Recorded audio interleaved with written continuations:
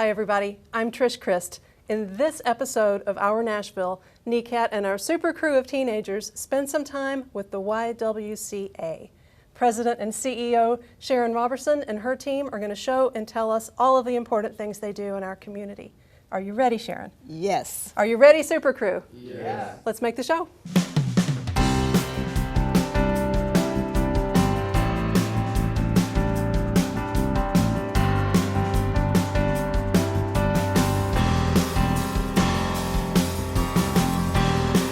It's our Nashville. It's our Nashville. ناشفيل بتاعتنا. It's our Nashville. We all know how to talk about our organization during meetings, but what about the chance encounter of a lifetime? You never know who may share your next elevator, notice your logo on a notebook or a tote bag, and ask what you do. What's the clearest, most persuasive thing you can say in a short elevator ride? The YW is the only nonprofit in the city that is dedicated to empowering women and eliminating racism. How did the YWCA start and when? The YWCA has been in the Nashville community 120 years, believe it or not. My goodness. And it really started with really a core of women that felt as though there was a need to really help women who, for whatever reason, needing shelter, they're displaced from where they were. And at that time, people didn't really understand the single woman or the woman with children without a husband, because that was a model that was so prevalent in society at that time. But there were some forward-thinking women that felt as though maybe we need to support women when they don't have the traditional support system, and that's how the YW came about in Nashville, Middle Tennessee. 120 years Correct. ago. Amazing. I know. One thing and one of our biggest goals for our particular YW is we want Nashville to be Nashville and Middle Tennessee to be the safest place for women and girls in the country. That's a huge task. To start that process off, we have our domestic violence services. And the reason I say that is a lot of people think because we provide shelter, we have the Weaver Domestic Violence Shelter. Mm-hmm. But we are actually the largest provider of domestic violence services in the state. We not only provide the Weaver Center, which is 65 beds, we also provide a 24-hour crisis line. And that's really almost more important in some aspects than the shelter itself, because we have 7,500 calls we took last year. My goodness. 7,500 calls for people that wanted information about a situation, information about another or loved one situation. Some of them did need actual shelter and safety, but for a number of reasons, you can call that 24-hour helpline, crisis line, and get information about domestic violence. We also do domestic violence trainings throughout the city. If someone needs a training, if someone needs information, whether it's a corporation, a nonprofit, governmental agency, or school, we go out and we provide this training, because we do believe that education is essential to understanding and really to help with domestic violence situations. And so that's a big part of what we do for women and children. We provide that safety net, we provide counseling, and we also help you bridge to a much more productive life. So preventive, educational, what to do in crisis, sort of any step along the process. Correct. Now, one thing that we are doing now is we are moving to an economic empowerment model. The reason why is we have so many programs I'll go into in just a few minutes that really dovetail into what we provide for safety. There's safety and then there's resilience. And we want to build that resilience in both the women and the children that we serve. And so we started looking at the other things we do anyway. We have a family literacy center that we will soon be rebranding as a family learning center, because we do believe that learning and education is fundamental to having a life that is meaningful to you and to your family. And in that, we provide the high set, which used to be called GED programming, and the testing and the training for that. But we also have another program that helps parents understand how to better help their children navigate through the educational system. That's our PACT program. And that program has really started taking off as we've moved it out into the community to locations such as such as Hispanic Family Foundation buildings. I mean, that has been a real boost to the program because so many people want to help their children in the education system. Also, one thing we work very much with the parents on is a lot of the children that we serve, in fact, all the children that we serve in the Weaver Center have had adverse childhood experiences. And really, if you think That's about a range it, of things, oh probably. yes, if you think about it, most people have had a level of this. They've just had an extreme level of adverse childhood experience.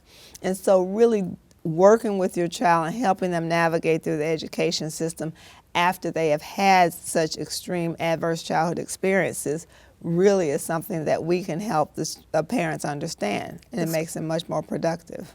The school system is complicated for anyone. Oh yes. And if you didn't grow up in Metro Davidson County, it's even more complicated perhaps to navigate and understand what the system is, so to speak. And certainly if English is not your native language, that adds another level of Another complication. layer. So you all serve non-native English speakers? Oh yes, we do. In fact, one of the things that we have in place at our Weaver Center is we have a language line. We do have many bilingual staff, but that's typically bilingual English and Spanish. But we have a multitude of languages of people that come into the Weaver Center needing our support. So we have a language translation line that we subscribe to, we're able to use on the spot for anyone that comes through the door. Fantastic. It's wonderful.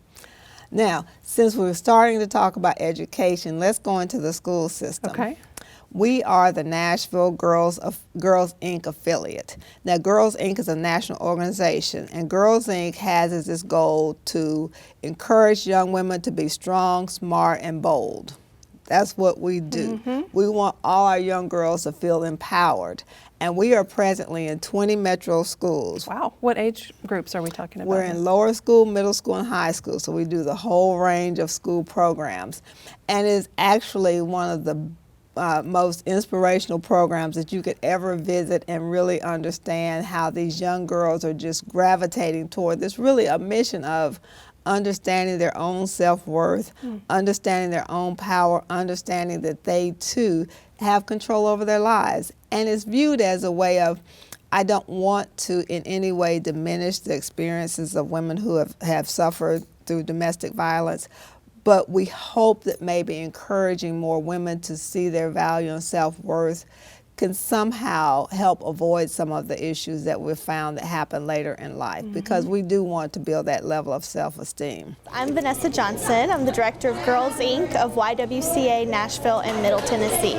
So in our programming, we will do activities with our girls to inspire them to be strong, smart, and bold, and that can look very different from day to day. It is always something hands-on, something that the girls are moving and doing something, but it's also meant to inspire them and to help them feel like they can reach their potential and be successful.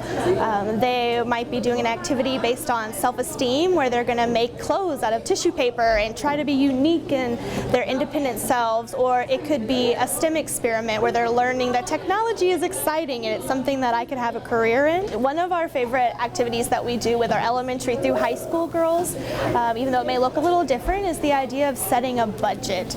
And a budget can be a really intimidating thing. For a lot of our girls, it's something new that they haven't done before. And so one of our activities involves a cup of beans. And they take these beans and they try to divide them up to figure out a life budget. And so they have to fill their needs, and so there are things like you have to have a place to live, but what are those options? Well, you could live with a roommate or by yourself, and you kind of figure out which one works best for you. Some of them cost a few more beans than others, and then after you kind of go through your basic needs, you look at some of the things that you might just want, and what do you really want? What's important to you?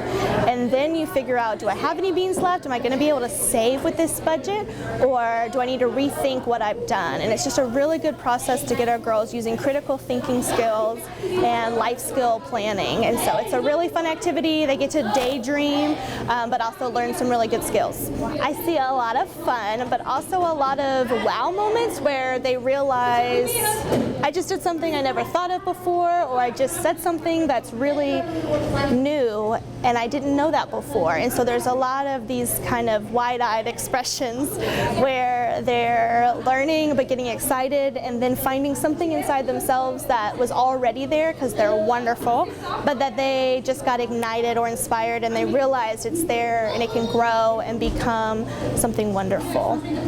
My name's Sierra Walker and I'm 13 years old at Girls Inc. and it's about like helping girls feel better about themselves, and I was like, that's probably like a good program to be in, and I wanted to be in it. The best thing I learned would be that everybody around me, like other girls, we all like equal, we all the same, and we all look good in our own ways.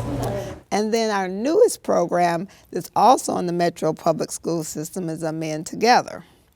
And this is a program that's designed to really facilitate the development of healthy masculinity. And we're in 21 schools with the Men Together, and that's only in middle and high school.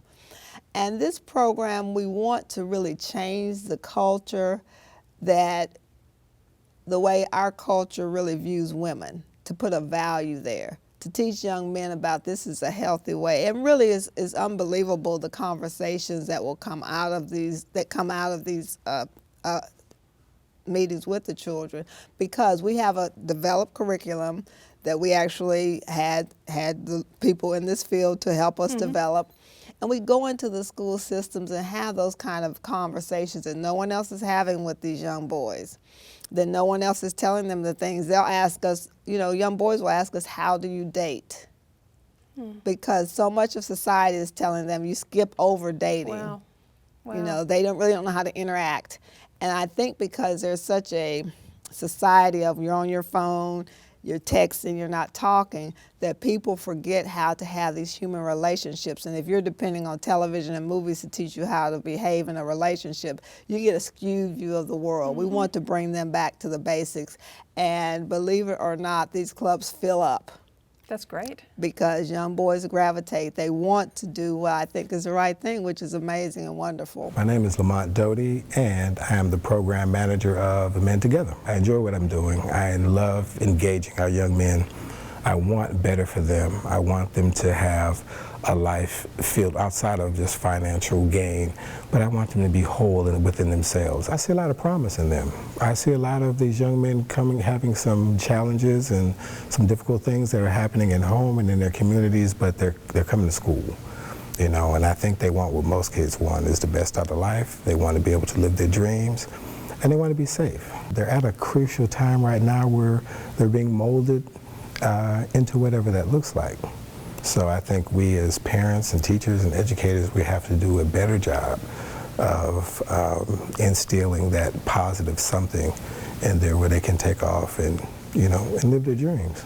The landmine exercise, it's an exercise in active listening, where the person who is blindfolded, they have to walk through the landmine, they have to navigate through the landmine, but they have to listen to the voice of their partner.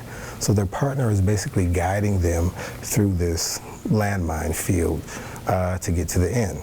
So depending on how good your partner is and how good you're able to listen and follow instructions, you will not blow up. But these are things that need to be imparted, you know, into these students, instilled into these students, that, you know, you have to be able to sit still sometimes, you have to be able to listen, you have to be able to communicate effectively in order to get to where you need to go. What we try to encourage our young men to do is not to be the bystander, not just to hear the locker room talk or have someone talk about, you know, girls or women in a bad way, because like I said, it could be your sister, you know, so we always try to bring it back home and say, would you like someone talking about a female member of your family like that? Of course not. So we try to be, you know, we try to be proactive in that.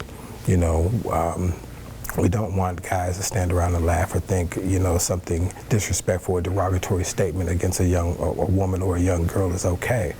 So our training is to let them know that it's not okay. And, you know, it's good to take up for someone. You know, it's good to be that friend, you know, and what that really looks like. So it's a work in progress. You know, there are some that you can see, especially when they're silent, you know, they're getting it. You know, and there are others that are just, you know, they're doing their thing. And, you know, what we have to realize is that everybody in their own time. You know, in our society, we expect everybody to get it when we want them to get it. And this student may get it, he may get it this school year. It may take this student right here, it may take him 2 or 3 years to get to the place where this student is. And we have to, you know, we have to understand that process. My name is Marcus Brady, and I'm in 7th grade. This is like my first year here. And then the reason I started with men, I'm gonna be real. I didn't want to go to class, and I wanted to start coming here like on Tuesdays, and then it started getting interesting. Shane Foster was talking to us about communication with our friends. We need to communicate with like people to like guide you through your path in life. Did the YWCA of Nashville create the Amend program? Yes. Fantastic. This is our homegrown, so to Yes. speak, program. This is something that we developed and we nurtured and we worked through, and we went through all the processes we had to, all the legal niceties we did. And so we're at this point that we can sort of, I guess for lack of a better way of putting it, franchise it to the country. Fantastic. I want to go a little deeper into domestic violence, Sure. as that is obviously one of the main pillars that you're working against. Is domestic violence necessarily between people who share a house, a home? It's actually what we call intimate partner violence. That's Okay. a better description. Okay. So you may not necessarily be in the home with that person, but it's more of the relationship you have with them. And what's important to note, and why we are so adamant about this being something that we need to educate the public about in Tennessee specifically, is first of all, nationally, 1 in 4 women will experience intimate partner violence. And that's a terrible statistic. Let's say that again. 1 in 4 in Tennessee. Now bring it home. Here's where it's home. We are 5th in the nation at the rate in which men kill women. The state of Tennessee is 5th in the nation at the rate in which men kill women. Now, We're not talking stranger on stranger. No, we're talking about people, I mean, as a whole, and most of it's intimate partner violence. Now, there may be some random, but you are much more likely to be killed by an intimate partner than any other way. And that is something that we need to address, and that's something we need to understand. And frankly, that's something that the state of Tennessee is going to have to own. And so it's very important that not only do we have the safety measures of the Weaver Center that the YW provides, we have to educate the public. We have to explain to women, if they decide to leave a domestic violence situation, what's the safest way. What do I do if a woman tells me she feels in danger, or if I myself feel in danger? Be a friend first. And a friend is someone that listens and does not judge, a true friend. But you need to equip yourself with the information, the 800 number that the Weaver Center provides, the crisis line. You need to equip yourself with that. If you feel as though there is a friend that you suspect or think or even have a hint something's not right, then you can take that number and say, you know, I'm just giving this to you. This is just information. You need to make sure they're kept safe, because, you know, if they're going to search on their computer, make sure it's a computer they are safe to search and get the information on that computer, because that could lead to some issues too. But be a friend, get information. You can call and go to one of the educational classes that the YW sponsors. You know, get online and find out as much information as possible so you can be that source for the information that they may not have. We also have people that say that because they're an individual they suspect is a victim, they should be they offer them another computer that's safer for them to use. And you could say, well, you come to my house and do this. Let's look this up and let's work together on this. Because many a friend has actually saved a life by just being that, a friend. What are some warning signs? Well, first of all, I think the easiest warning sign that I understand that, you know, many families overlook, like families who've had devastating consequences, is the isolation of the individual. If you've had a family member, and let's say they get into a relationship, everything on the surface seems okay, but you never see them without that person. They're isolated, they seem withdrawn. There are signs that you can see that really would say, that doesn't seem quite right. And if you see something, say something, so to speak. You know, people always say that. But if you see something that's not quite right, just say something. And often, you know, of course, it's denied because it's a very embarrassing thing. Absolutely. It's the kind of thing that's secret. And believe it or not, there's a lot of love there. There's a lot of love and affection often for the individual. Even though the individual may be toxic to you and a negative, in your life, you still, that may be the father of your children. There are all sorts of complications that make it very difficult to leave a domestic violence relationship. That's why it's very important to have friends and families that see something and they say something. Tell me about what might typically happen after a first incidence of domestic violence. All right. Let me tell you a little bit about a program that we have called the LAP, Lethality Assessment Program. Okay. This is a program that's in conjunction with the Family Safety Center as well as the Metro Police Force. And what the program does is it gives the police officers a tool that they can use when they go on a domestic violence disturbance call. The police officer is called as a disturbance.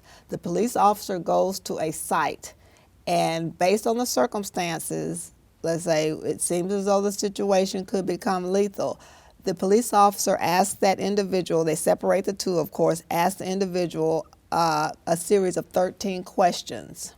Based on their responses and how that is scored, and the YW has trained all these officers, based on how that is scored, they can determine whether or not, based on the situation you're presently in, whether or not in the future the relationship can become lethal.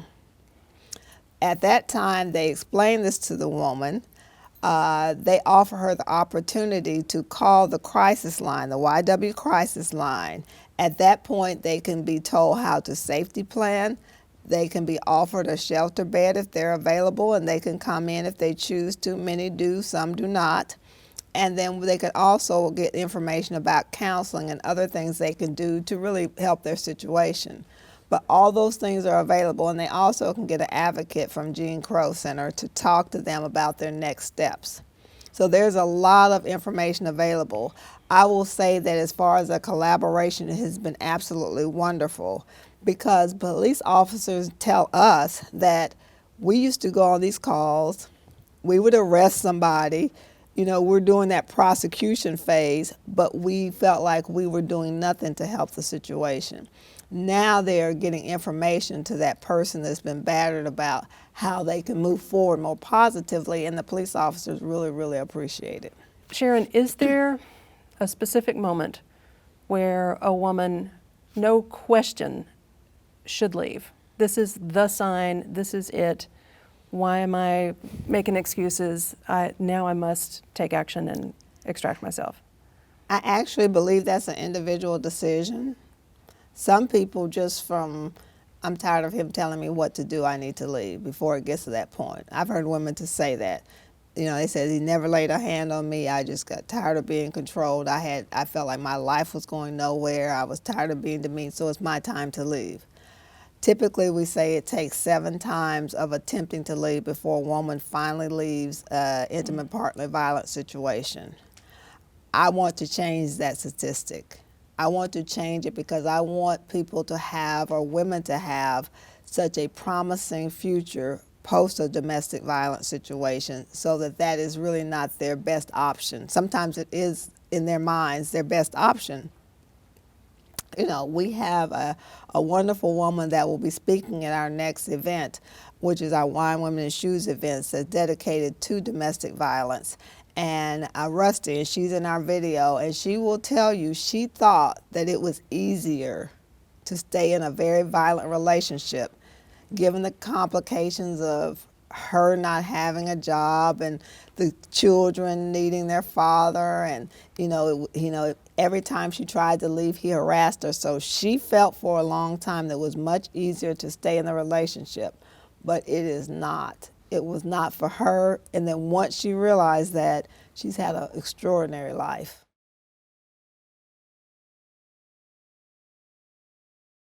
Sharon, we have one last portion of the interview together. Sure. And I always say it's my favorite segment. Typically, it's a lighthearted segment with you guys in the YW. This will not be a lighthearted segment, but it is still my favorite portion of the interview. It's the speed round. Sure.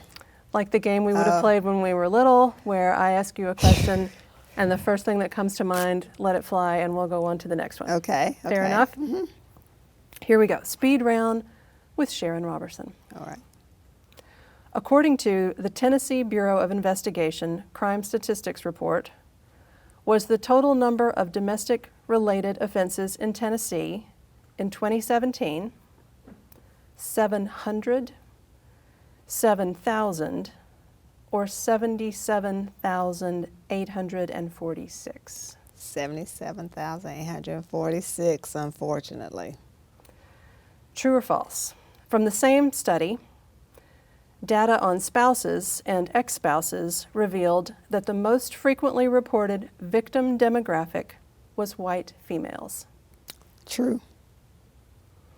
Again from the same study, was the number of domestic violence cases flagged as boyfriend-girlfriend 350, 3,500, or 35,773? 35,773, unfortunately. Finally, that study says that 59% of domestic violence incidents in Tennessee in 2017 were cleared. Does that mean dismissed? No, it does not. It means that it's not being pursued anymore. And that's not really dismissed. And I would say it's very complicated. There are many complicating factors. Can be the choice of the female involved, Yeah, actually the lack of desire to cooperate and move forward. Okay. 59%. Okay. True or false? Domestic violence is rare. False. True or false? Domestic violence is sometimes not a big deal. False. Absolutely false. True or false? A person can successfully get away from domestic violence. True, if done in the right way. And what, my friend, is your website? It is www.ywcanashville.com. Sharon, thank you Thank you. so very much. It's great. Thank you. Thank you.